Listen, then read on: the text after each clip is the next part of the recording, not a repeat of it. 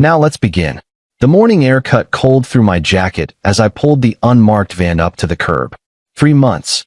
91 days since I'd held my son. I killed the engine and sat there, staring at the 2-story brick colonial that had become Tommy's prison. Nate Jordan. That's what my driver's license said. That's what the work order clipped to my dashboard said. But the man who'd walked out of that courthouse in June with empty arms, that man barely existed anymore. I'd hollowed myself out, carved away everything except the singular purpose of getting my boy back. The Precision HVAC Services magnetic sign on the van's door was a $100 purchase from a print shop in Newark. The uniform, the tool belt, the tablet with the fake work order, all of it meticulously assembled over weeks of planning. My hands didn't shake as I gathered my equipment. They hadn't shaken in years, not since Fallujah, not since I learned that fear was just another obstacle to work through. I'd been a Marine before I was a father, before I was a husband, before I became a contractor who built decks and renovated kitchens, and somehow thought that was enough of a life to offer Becky Manning. She'd wanted more. Her family had always made that clear. The Mannings owned half the commercial real estate in Bergen County. Herbert Manning sat on the boards of 3 hospitals and 2 banks. When Becky filed for divorce, her father's lawyers had buried me in motions and continuances until my savings evaporated and my legal aid attorney looked at me with pity in her eyes. Temporary custody, Judge Richardson had ruled, until Mr. Jordan can demonstrate stable employment and housing. Temporary. The word was a knife that twisted daily. I rang the doorbell. Through the frosted glass, a shape approached, tall, broad-shouldered. The door swung open to reveal Herbert Manning himself, 63 years old and dressed like he was heading to the country club despite it being 10 in the morning on a Thursday. "You're late," he said, not moving from the doorway. I checked my watch. "Appointment was for 10, sir. It's 9:58. His jaw tightened. Herbert Manning wasn't used to being corrected. "The unit's on the 2nd floor. Try not to track dirt through the house." The interior was exactly what I'd expected. Marble floors, crystal chandelier, furniture that cost more than most people's cars. Family photos lined the walls of the entrance hall. Becky at her college graduation. Becky and her brother Danny at some charity gala. Not a single picture of Tommy. "2nd floor, east wing," Herbert said, already walking away. "I'll be in my study. Knock when you're finished." I climbed the stairs slowly, eyes cataloging everything. Security system panel near the kitchen, ADT, probably connected to their phones. Cameras in the corners of the main rooms, but I'd expected that. The Mannings were careful people, careful enough to hide what they were doing. The master bedroom door stood open, California King, ensuite bathroom with a jacuzzi tub. The guest room across from it was pristine, clearly never used. Danny's old room, judging by the baseball trophies on the shelves, had been converted into a home gym. Then I found the laundry room. The door was closed. I turned the handle slowly. The smell hit me first, detergent and bleach, and underneath it, the sour tang of urine. The room was maybe 8 feet by 10. A washer and dryer dominated one wall. Against the opposite wall, on the floor, was a thin mattress. No frame. No sheets. A gray blanket that looked like it had come from a donation bin was wadded up in one corner. My son's stuffed elephant, the one I'd given him for his 4th birthday, sat on top of the dryer, just out of reach from the floor. And in the corner, next to the mattress, sat a red plastic bucket. Something dark and cold spread through my chest. I'd learned to control rage in the Marines. They taught you how to bottle it, how to transform it into fuel for your mission. I pulled out my phone and started taking pictures. The mattress, the bucket, the elephant on the dryer, the narrow window that barely let in light. Footsteps in the hallway. I slipped the phone into my pocket and grabbed my inspection camera, making a show of checking the air vent near the ceiling. Herbert appeared in the doorway. "Problem. Just being thorough," I said, keeping my voice neutral. "Mind if I ask what this room is used for?" "Storage. The boy stays here temporarily." He said it like Tommy was a piece of luggage they'd agreed to hold on to. "Keeps him out of the way." "The bucket," I said, pointing. "What's that for?" Herbert actually laughed. A sharp, dismissive sound. "The kid pisses at night. We don't let him use our bathroom. Ruins the carpet, makes noise. This way he learns some discipline." I nodded slowly, still looking at the bucket, still taking mental photographs of Herbert's smug expression. "Makes sense. Does it?" He seemed pleased that I'd agreed. "My daughter, his mother, she coddled him. Let him run wild. We're teaching him structure. How's that working out? He's learning. Herbert checked his watch. How much longer? I have a conference call at 11. Few more hours. Gotta check all the ductwork, make sure the refrigerant levels are right. Standard maintenance. He waved a hand dismissively and walked away. I waited until his footsteps faded before I pulled out my phone again. More pictures. Measurements. Documentation. The AC unit was in the attic. It took me 20 minutes to access it and another hour to actually inspect it. The system was running fine, barely needed a filter change. But I took my time, giving myself opportunity to move through the house. Herbert's study was on the first floor, doors slightly ajar. I could hear him on his conference call, voice booming with authority as he discussed quarterly projections with what sounded like hospital administrators. Through the gap, I saw filing cabinets, a mahogany desk cluttered with paperwork. The kitchen was where I found Irma Manning. She was smaller than her husband, bird-boned and sharp-featured, arranging flowers in a crystal vase. She didn't look up when I entered. Need to check the thermostat, I said. She pointed to the wall without speaking. I made a show of examining it, testing the buttons, all while studying her. She moved with nervous energy, adjusting the flowers over and over, never satisfied with the arrangement. How long have you had custody of the boy? I asked casually. Her hand stilled. That's none of your business. Just making conversation. I've got a kid myself. Then you should know children need discipline. She turned to face me, her expression hard. Structure. Rules. Not whatever liberal nonsense is popular these days. What kind of rules? Bedtime at 7. No television. No toys except Sunday afternoons if he's been good. Meals in his room. She rattled off the list like she was proud of it. He tests boundaries. We don't tolerate that. 7 o'clock bedtime seems early for a 6-year-old. 6.5, she corrected. And it's what he needs. His mother never set boundaries. We're fixing her mistakes. I wanted to ask about the bucket. About the mattress on the floor. About why my son's bedroom was a goddamn laundry room. But I was a repairman. Repairmen didn't ask those questions. Instead, I nodded and moved to check the vents in the living room. Irma went back to her flowers, already dismissing me from her thoughts. It was close to 2 in the afternoon when I finished.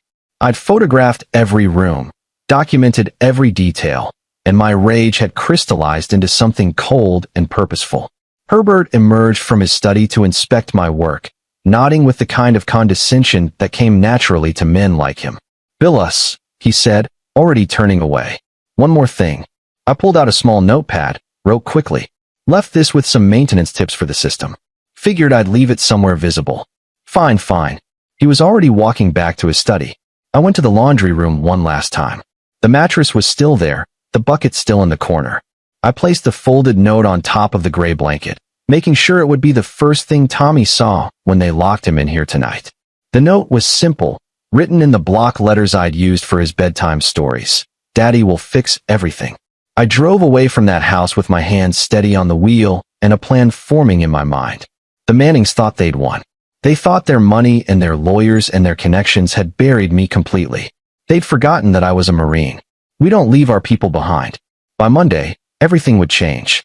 Friday morning, I sat in Grant Zimmerman's cramped office above a Korean barbecue restaurant in Fort Lee. Grant had been my squad leader in Fallujah before he'd gone to law school on the GI Bill. Now he handled family law cases for people who couldn't afford the big firms. Show me, he said. I laid my phone on his desk and started the slideshow. 43 photographs total. The mattress, the bucket, the cramped space, the contrast with the rest of the house. Grant's expression darkened with each image. Jesus, Nate. That's where they're keeping him. My voice came out flat. 3 months. 91 nights sleeping on that floor. Grant leaned back in his chair, running a hand through his thinning hair. This is bad. This is really bad. But what? You obtained these through deception. Posed as a repairman to gain access to private property. I was invited in. They called for AC repair. Through a fake company you created. A judge might see that as. I don't care what a judge might see it as. I leaned forward. Grant, they're abusing him. That bucket, he's 6 years old and they won't let him use a bathroom at night. I know. I get it. Grant picked up the phone, studied the images again. But if we try to use this evidence and it gets thrown out, we've tipped our hand. The Mannings will clean up their act, and we'll have nothing. So what do we do? He was quiet for a long moment, thinking. Grant had always been good at strategy. It's why he'd kept our squad alive when everything went sideways in Ramadi. We need a legal way to get eyes on that house. Child services, a court-ordered inspection, something that gives us clean evidence. That takes time. Everything in family court takes time. You know that. I didn't know that. I'd learned it the hard way over the past year.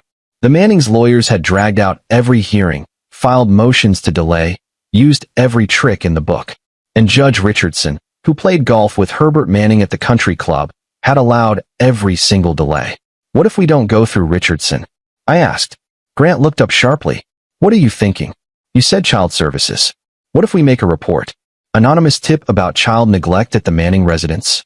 They'd investigate, sure. But Herbert Manning has connections. He'd get advance warning, clean everything up before any caseworker arrived. Not if the tip comes from the right source. Not if it's credible enough that they have to act immediately. Grant studied me. What did you do, Nate? Nothing yet. I picked up my phone, flipped to a different folder of photos. But yesterday, while I was checking their attic, I noticed something interesting about their electrical system. The images showed the breaker box in the Manning house. Specifically, they showed several circuits labeled in Herbert's precise handwriting. Study, north wall, wine cellar, main, study, safe room. Safe room. Grant leaned closer. Behind the bookshelf in his study. I saw the scene when I was checking the thermostat nearby. Climate-controlled space, separate electrical system, reinforced door. People have safe rooms. That's not unusual for someone wealthy. True. But why does it need its own climate control? Why does it pull enough power to need 3 separate circuits? I pulled up another photo. And why does the wine cellar have a ventilation system that's way oversized for the space? Grant sat back. You think he's hiding something? I know he is.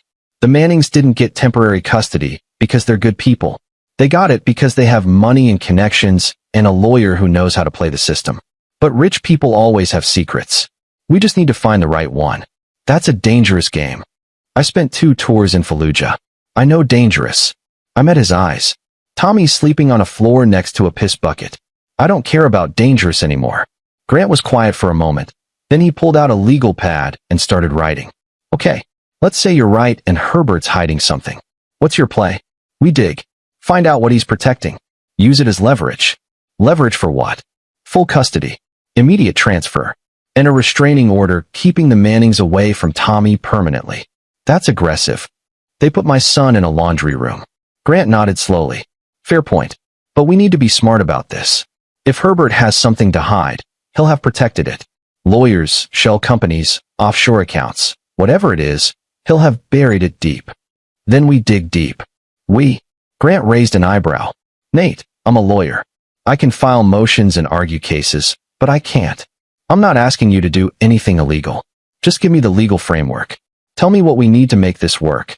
He considered for a long moment, tapping his pen against the pad. Finally, we need documentation. Hard evidence of something that would make a judge question Herbert's character and fitness as a guardian. Financial crimes, fraud, something that shows he's not the upstanding citizen he pretends to be. And if I can get that, then I can file an emergency motion to modify custody.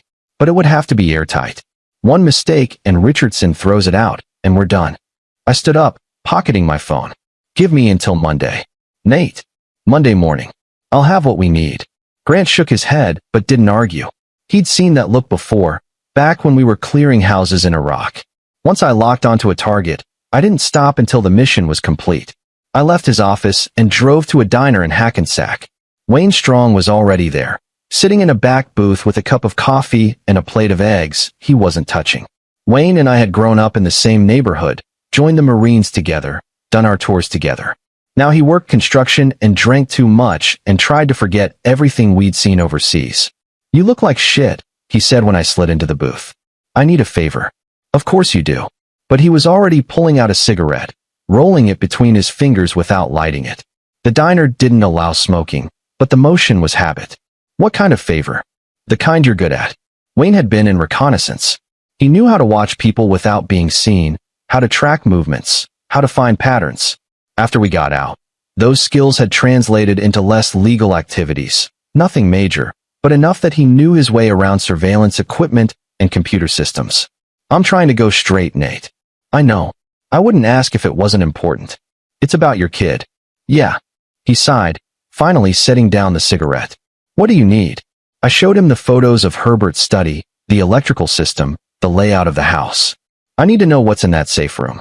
And I need to know what's valuable enough in the wine cellar that it requires that kind of ventilation. Wayne studied the images. You want me to break into Herbert Manning's house. I want you to help me understand what he's protecting. There's a difference. Not to the cops, there isn't. The cops don't care about my kid sleeping next to a bucket of his own piss. Wayne flinched. Jesus. For real. For real. He was quiet for a moment, then pulled out his own phone and started tapping notes. Okay. Manning's got money, which means he's got security. Cameras, alarm system, probably a monitoring service that reports to his phone. We need to bypass all of that without leaving traces. Can you do it? Can I? Yeah. Should I? He looked up at me. This could blow up in your face, Nate. If we get caught. We won't get caught. How are you so sure? Because I'm not asking you to break in. I'm asking you to help me monitor the house from outside. Track their patterns, figure out their schedule, see what's going on. Wayne raised an eyebrow. That's not what you asked for 30 seconds ago. I'm clarifying. He laughed, short and sharp. You're full of shit. But fine. I'll help. When do we start? Tonight. We spent the rest of Friday planning. Wayne had equipment left over from a job he'd done for a private investigation firm. Long-range cameras, listening devices, signal interceptors. Nothing we planned to use was technically illegal as long as we stayed outside the property. Technically. By 8 p.m., we were parked 2 blocks from the Manning house in Wayne's nondescript Honda. He'd set up a laptop connected to a directional microphone pointed at the house, and I had binoculars trained on the windows. There, Wayne said, pointing at his screen. Someone just came out the back door. I swung the binoculars around. Danny Manning, Becky's younger brother, stepped onto the back patio carrying a black duffel bag. He was 32, worked at his father's company doing something vague with business development, and had the soft look of someone who'd never done a hard day's work in his life. He loaded the duffel into the trunk of his Mercedes and drove off. Follow? Wayne asked. No. Stay on the house. 30 minutes later, Becky's car pulled into the driveway. She got out, moved with that quick, nervous energy I remembered from our marriage.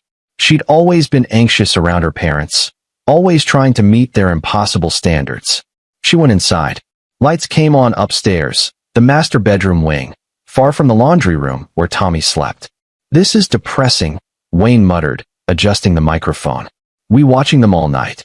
Until we see something useful. What we saw was a family that barely acknowledged my son existed. At 7 p.m., exactly 7 p.m., Herbert walked through the house, and I saw his shadow pause at the laundry room door. He opened it, said something we couldn't hear, and closed it again, locking it from the outside. Did he just? Wayne started. Yeah. They're locking a 6-year-old in a laundry room. Yeah. Wayne sat back, jaw clenched. We're getting your kid out of there. Monday. Why wait? Because I need leverage.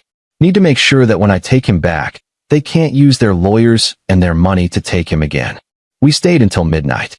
Learned that Herbert went to bed at 11, that Irma took sleeping pills at 10:30, that Becky stayed up late watching television in the guest room. The house had motion sensors on the doors and windows, cameras covering the front and back entrances, and probably more security we couldn't see. Breaking in would be possible, but risky. What we needed was an invitation. Saturday morning, I drove to Newark and met with Maria Schmidt in a coffee shop near the county courthouse. Maria was a social worker I'd met during my custody battle. She'd been the one to interview me for the initial evaluation, and she'd been one of the few people in the system who seemed to actually care about Tommy's welfare rather than just checking boxes. Mr. Jordan, she said, surprised when I sat down across from her. I didn't expect to hear from you. I need advice. She frowned, stirring her coffee. I can't discuss your case. You know that. This isn't about the case. Not officially. I pulled out my phone, but didn't show her the photos yet. Hypothetically, if someone suspected child abuse, what would trigger an immediate investigation? Her expression shifted, professional concern replacing the friendly surprise. What kind of abuse? Neglect. Unsafe living conditions. Emotional abuse. Is this about Tommy? Hypothetically. Maria set down her coffee cup carefully. Mr. Jordan, Nate, if you have concerns about your son's welfare, you need to report them through proper channels. And those channels go where? through a system that gave custody to people who donated to the judge's re-election campaign. That's a serious accusation. It's a fact. Judge Richardson and Herbert Manning play golf together. It's public record that the Manning family contributed $20,000 to Richardson's campaign last year. Maria was quiet for a moment. Even so, the proper procedure. The proper procedure is broken. I need to know what would force an immediate, unannounced inspection. What would make Child Services act before Herbert Manning's lawyers could intervene? She studied me with those sharp social worker eyes, the ones that had seen too many broken families and not enough happy endings. An immediate, credible report of imminent danger to the child. Physical abuse, unsanitary conditions, evidence of serious neglect that poses a health or safety risk. And who determines if it's credible? The responding officer and the assigned caseworker. If the report includes specific details, corroborating evidence, or comes from a reliable source, we're required to investigate within 24 hours. But Manning would get a heads up. Not if the report suggests active abuse. We can get an emergency order to inspect immediately if there's probable cause. I finally showed her one photo. Just the laundry room with the mattress and bucket, no context. Maria's face went pale. Where is this? Hypothetically, if this was where a 6-year-old child was forced to sleep, would that qualify as imminent danger? My God, she enlarged the image, studying the bucket, the dirty mattress. Yes, absolutely yes. This is, who took this photo? A concerned party who had legal access to the residence. Nate, if this is Tommy. I'm not saying it is. I'm asking, hypothetically, what happens next if someone files a report with this kind of evidence? Maria looked at me for a long moment, then wrote something on a napkin and slid it across the table. This is the direct line to the emergency response unit. Reports made to this number get flagged for immediate action. But you need to understand, if you're making a false report, there are serious consequences. I understand. And if the people you're accusing have resources, they'll fight back hard. Let them. She folded the napkin and tucked it into my hand. Good luck, Nate. I hope your hypothetical child is okay. I left the coffee shop with the phone number and a plan starting to solidify. But I still needed more. The photos would get Child Services through the door, but I needed leverage to keep the Mannings from retaliating, from using their money and influence to make this go away. I needed to know what Herbert was hiding. Saturday night, I went back to basics. Before the Marines, before construction work, I'd been a kid who learned computers in public library after school because we couldn't afford one at home. Those skills had come in handy in Iraq when we needed to hack local networks or trace digital footprints. They came in handy now. I started with public records. Herbert Manning's business holdings, property records, tax filings, anything available through legal databases. On the surface, everything looked legitimate. Manning Properties LLC owned commercial real estate throughout Bergen County. Herbert sat on corporate boards, made charitable donations, appeared in society pages at fundraiser galas. But when I dug deeper, things got interesting. Manning Properties had 3 subsidiary LLCs registered in Delaware. Those subsidiaries owned properties that weren't listed in any of Herbert's public disclosures: a warehouse in Kearney, a storage facility in Secaucus, a vacant lot in Patterson that had been under development for 6 years. Why hide those holdings? I ran searches on the addresses. The Kearney warehouse had been cited twice by OSHA for safety violations, something about improper chemical storage. The Secaucus facility had a history of noise complaints from neighboring businesses. The Patterson lot had a Superfund designation from contaminated soil. These weren't the kind of properties a respectable businessman wanted associated with his name. I dug further into the OSHA reports. The warehouse had been storing industrial solvents without proper ventilation.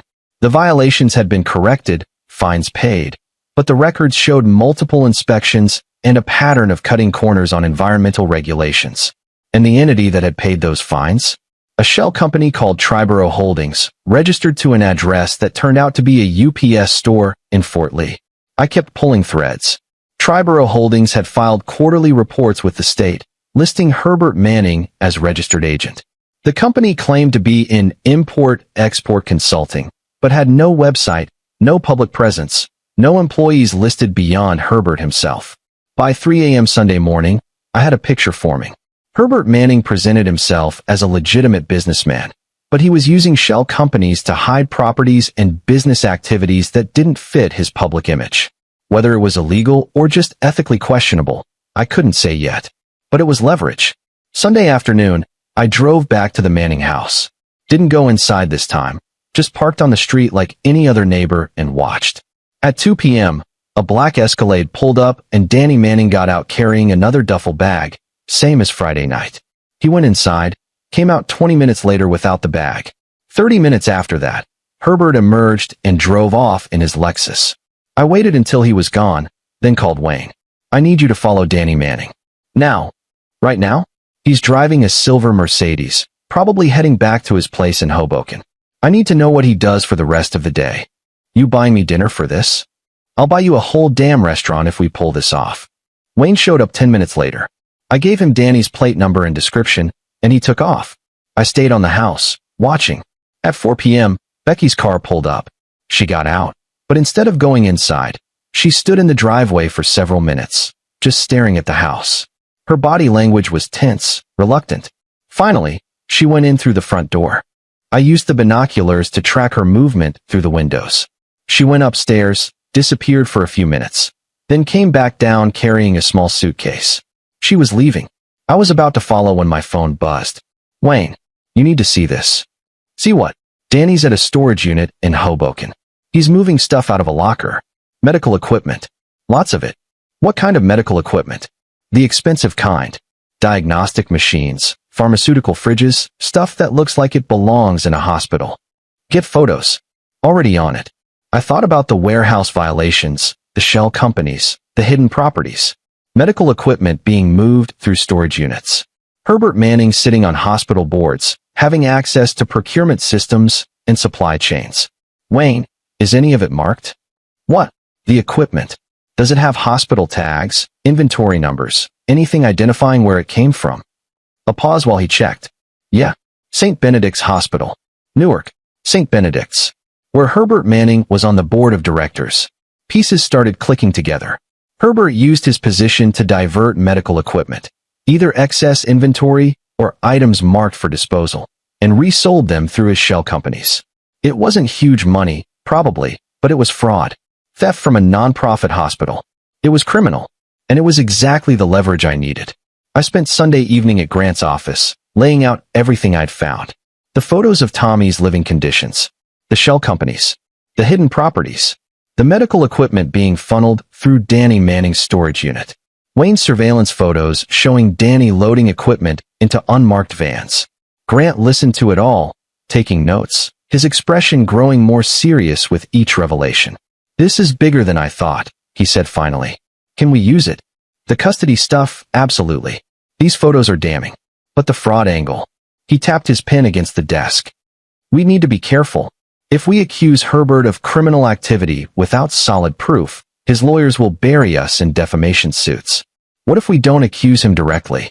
What if we just make sure the right people start asking questions? Grant looked up.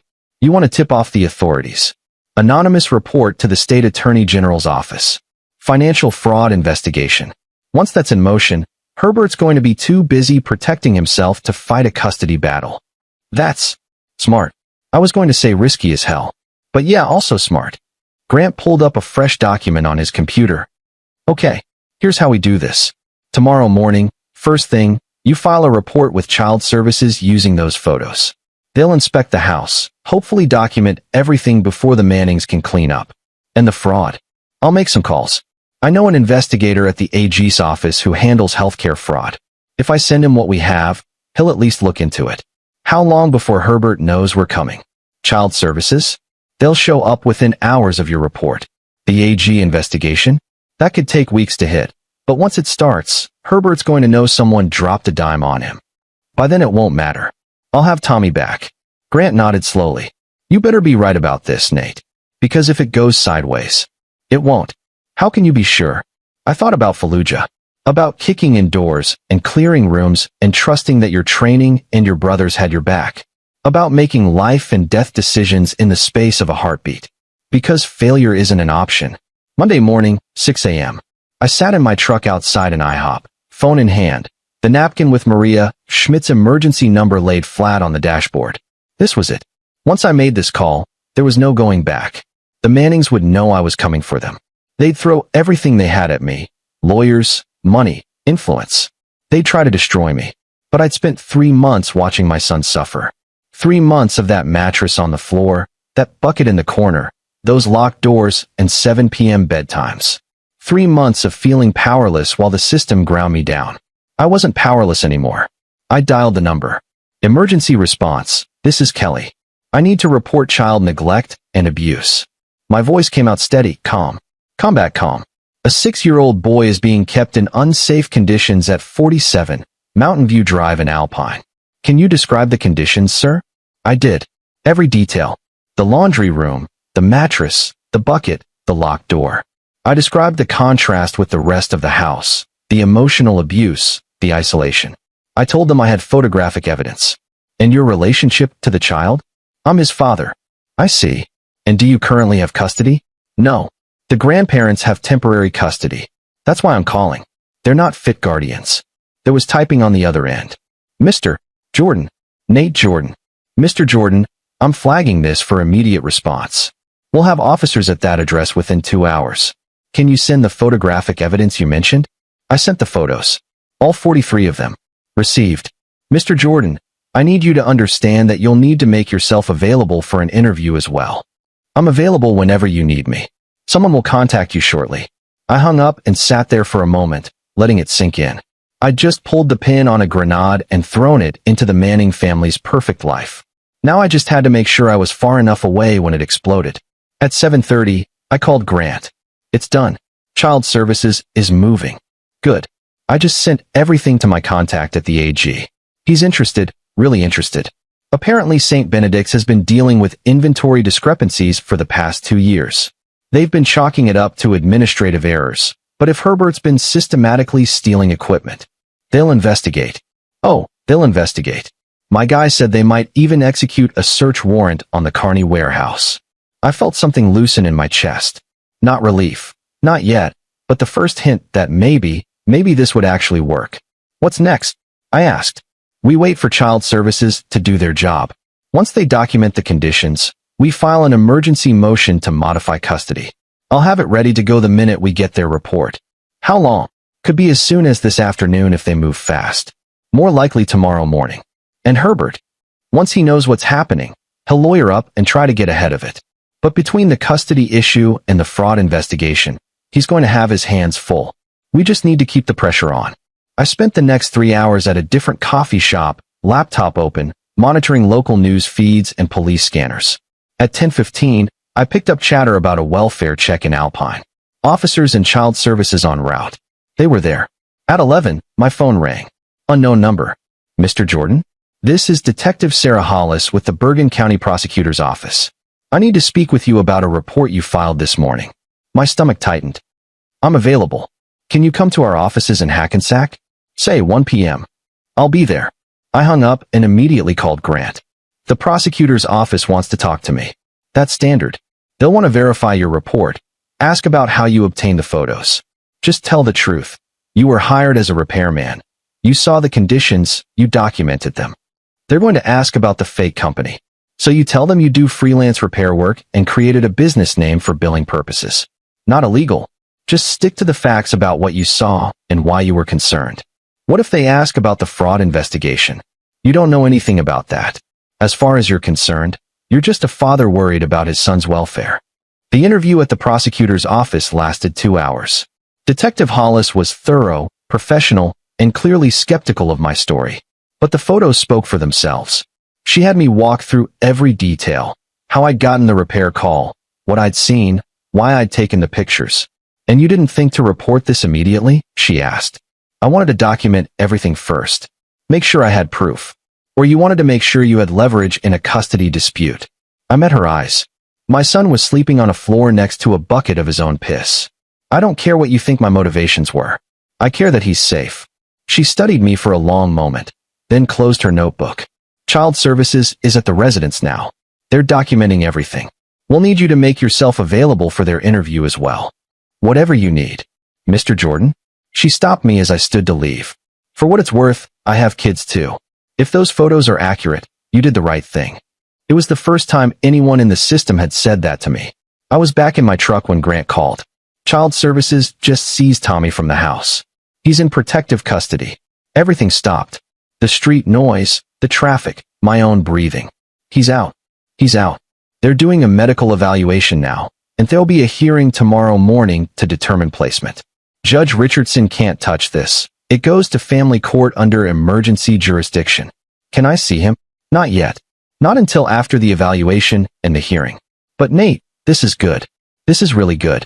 Child Services found everything you documented plus more. Apparently Tommy had bruises on his arms. Defensive wounds, they're calling them. The dark thing in my chest flared hot. They hit him. Looks that way. The medical examiner is documenting everything. I sat there gripping the steering wheel, breathing through the rage. Herbert Manning had put his hands on my son. Had hurt him. And I'd left him there for 3 months. Nate? You still there? I'm here. Don't do anything stupid. We're winning. Don't fuck it up now by going after Herbert. I'm not going to do anything. You're a terrible liar. I'm not going to do anything illegal, I clarified.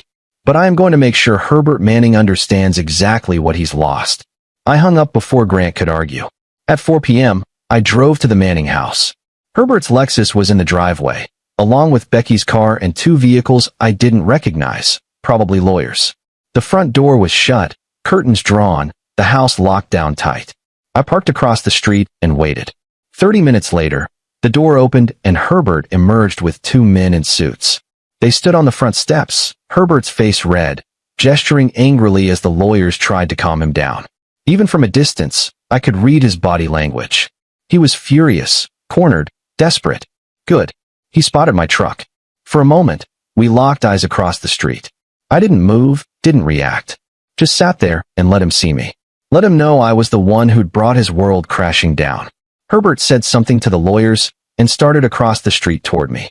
They tried to stop him, but he shrugged them off. I rolled down my window as he approached. You son of a bitch, he snarled. You did this. You set me up. I didn't set you up. I just showed people what you really are. Those photos were obtained illegally. My lawyers will. Your lawyers will tell you that I was legally invited into your home to perform repair work. What I saw there was evidence of child abuse. Any court in the country will allow that evidence. His face was purple now. You have no idea who you're fucking with. Former Marine, 2 tours in Iraq. I know exactly what I'm dealing with. A coward who beats children and steals from hospitals. He froze.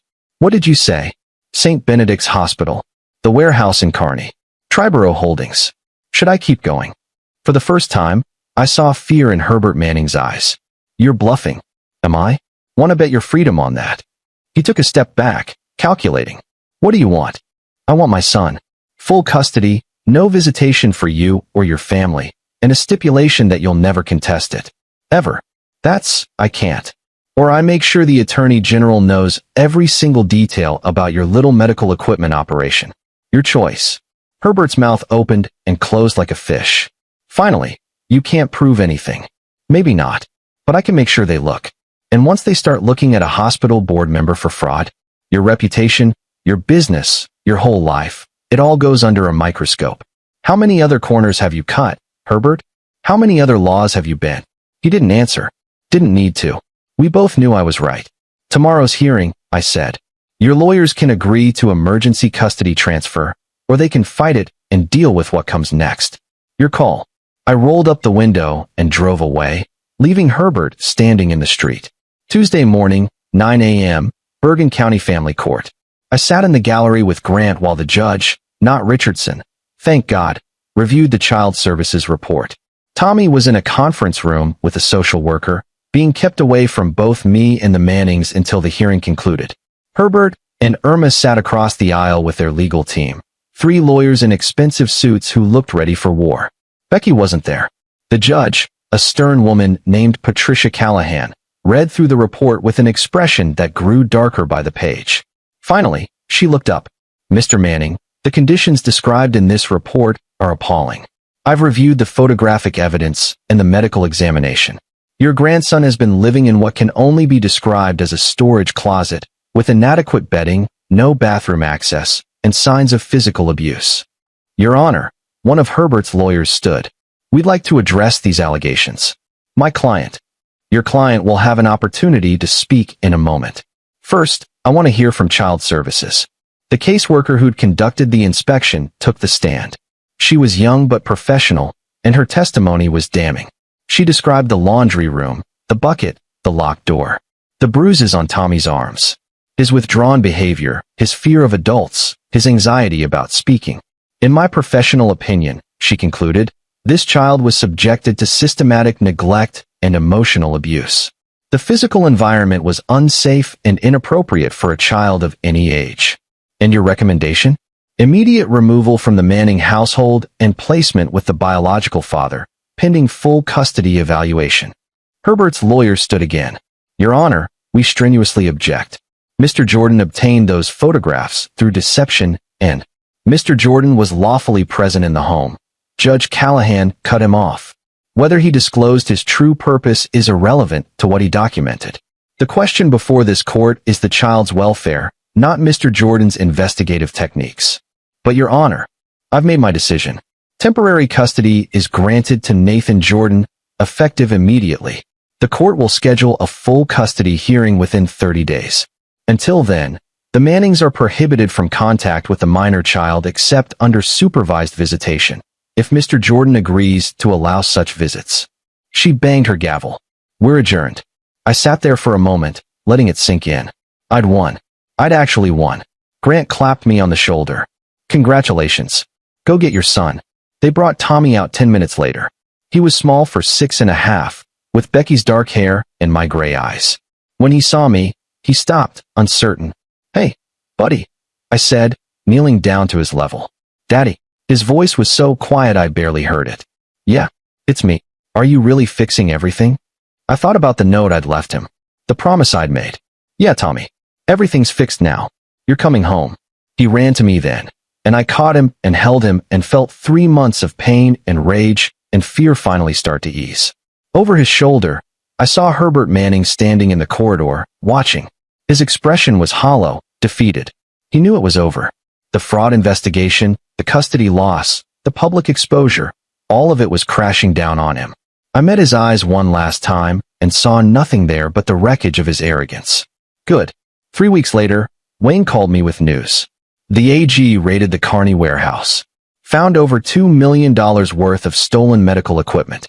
They arrested Danny Manning this morning and issued a warrant for Herbert. Where's Herbert? Nobody knows. Word is he tried to flee to the Caymans, but customs flagged him at JFK. He's in federal custody. I stood on the back porch of my house. Our house now, mine and Tommy's, and watched my son play in the yard with a new football I'd bought him. He was laughing. Actually laughing. What's going to happen to them? I asked Wayne.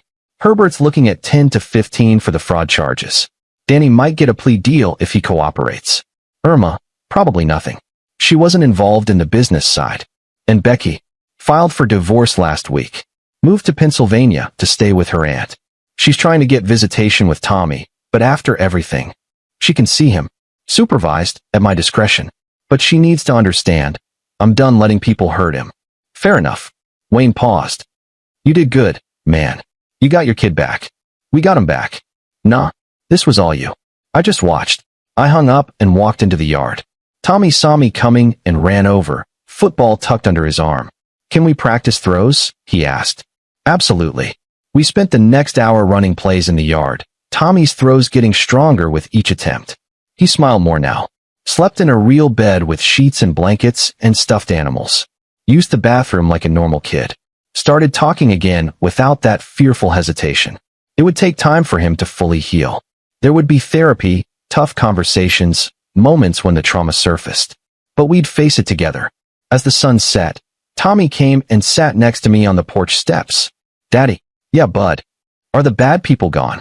I thought about Herbert in a federal holding cell, about Danny facing fraud charges, about Irma alone in that big house with all its empty rooms. Yeah, I said. The bad people are gone. Forever. Forever. He leaned against my shoulder, and I put my arm around him. My son. Safe. Home. Where he belonged. The Mannings had thought their money and power made them untouchable. They'd thought they could break a father's spirit, take his child, and face no consequences. They'd learned different. Because you don't mess with a Marine's family. You don't hurt a father's son. And you definitely don't trap a man who's willing to burn everything down to protect the people he loves. I'd promised Tommy I'd fix everything. Mission accomplished. This is where our story comes to an end. Share your thoughts in the comments section. Thanks for your time. If you enjoy this story, please subscribe to this channel. Click on the video you see on the screen, and I will see you there.